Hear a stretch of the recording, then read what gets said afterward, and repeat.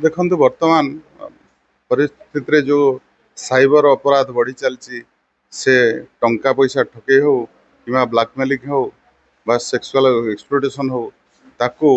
प्रतिहत करने कम्बाट करने आमर साइबर पुलिस स्टेशन जहाँ थिला वर्तमान सरकार अनेक गुड़े पुणी थाना खोली से सफिशिएंट मैन पावर बा आमर ऑफिसर्स मानक एवं अन्य टेक्नीशियन मान पोस्टिंग करी आउरी से दिगरे आम पुलिस डिपार्टमेंट समर्थ हम केमती विभिन्न साइबर अपराध ताकू डिटेक्ट करने सहित ये जो प्रोग्राम आम केमती लोक मान अवगत करवा अवेयर करवा जहाद्वारा से ठकईर शिकार हेबेनी प्रथमतः शिकार हेले तापर पुलिस पदक्षेप रोचे या द्वारा ठकईर शिकार हेबा ना कहीं आम मैक्सिमम जो आजिकल डिजिटल जुगरे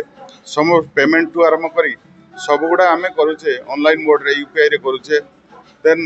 इंटरनेट यूज करचे व्हाट्सएप यूज करचे इंस्टाग्राम यूज करचे से जिनसरे सफिस विस्तृत भाव में सचेतन हवा जहाँ फल आम आउ से शिकार हवा ना यार हूँ मोटो से आज जो अवेयरनेस कैंपेन ता सहित साइबर रथ विभिन्न जगह बुलिकिना लोक मान सचेतन करेंगे यह गोटे अभिनव प्रयास आ द्वारा बहुत साइबर क्राइम बंद हो प्रतिहत हो। धन्यवाद। या द्वारा आम ओटीपी क्या सहित सेयार न करी केवल जो दरकार से सेयार करवा अन्य सोशल मीडिया प्लेटफॉर्म रे 2 फैक्टर ऑथेंटिकेशन VPN यूज करी से टाइप रे निजर डाटा को प्राइवेसी प्रोटेक्ट रखिकी यूज कले आम निजे से